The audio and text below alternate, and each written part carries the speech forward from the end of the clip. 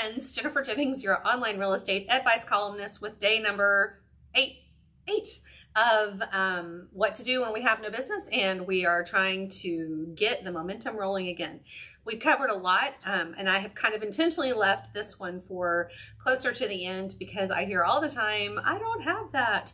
So we're talking about your SOI today, or your sphere of influence. You know, people ask me all the time, how big is your sphere of influence? How big should it be? People say, I don't have a sphere of influence. So that's why I saved this to the end, because at this point you should have built up, hopefully, a couple of people that you can put in your SOI to start working your business. What is a sphere of influence? It's people that you know, that know you, that would feel comfortable referring business to you if they knew of something that was someone who was looking to buy or sell, or if they themselves are looking to buy or sell, they are the people that would call you. And the way you build the confidence with those people is doing the things that we've already talked about. This is not calling and begging for business all the time. This is just calling and being the real estate professional that has the information that they may need or that they just may be interested in. A lot of times I'll talk to people and they have no idea the information that I have that actually is pertinent to them, and they just appreciate the phone call and the follow-up. So in working and building your business back up, contacting your SOI is a huge source of business to you, because if you've got, like, your hairdresser, for example, is talking to 20 people a day, and if somebody happens to mention, hey, I'm thinking about selling my house, and you have put it out there that you're a consummate professional, she might refer them to you. So who is your SOI? It's anyone who knows you. It's anyone who really does, like, know your name. Hopefully you have some kind of a relationship with and that knows that you're in the real estate business. The interesting part about getting business from your SOI is you always have to train your SOI. Like when you're talking to somebody in that group, you don't just want to say, well, don't forget, if you ever know anybody looking to buy or sell, have them call me. That's what everybody says. Just give them like little ideas and say things like, hey, you know, if you're ever at work and someone mentions wanting to sell, if you wouldn't mind letting them know that I'm really a market expert in the, you know, fill in the blank area of town. I would love to talk to them about any opportunities that they may have that I can help them with. So it's not just, you're not begging for business. You are telling people that you are the professional in the market that they may have friends and family that are looking to sell in.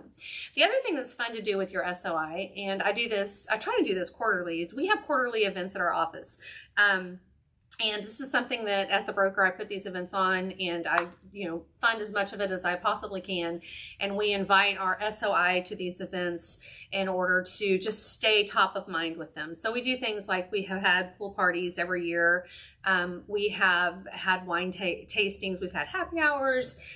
We had one of our agents who actually did a seed planting spring event to show people how to start home gardens, but just fun little events for our SOI that we invite them to and we ask them to partake in.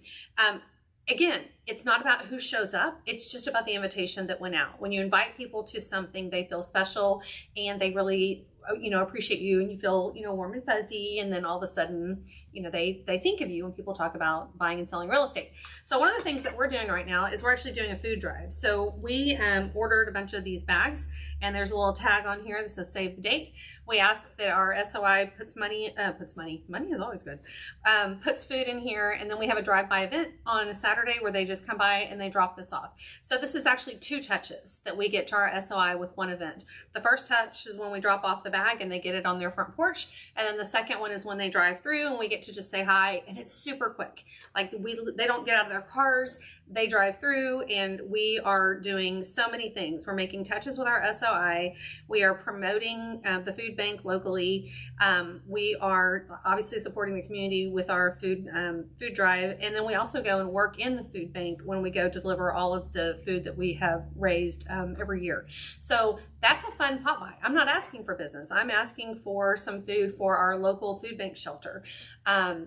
That is another type of idea that you can do with your SOI in pop buys. This is a fun pop buy that I've done. This is a Coke bottle, and then we put a nice little bottle opener on it, and then a little tag on the top that says pop a top on a hot market. These are fun to drop off at expireds or for sale by owners, people who have expressed an interest in possibly wanting to sell. these, you drop them off on the doorstep, you can ring the door, you can hand it to them however you want to, but just popping by and dropping it off. I'm not trying to get an appointment. I'm trying to go inside. I'm not trying to have a long conversation.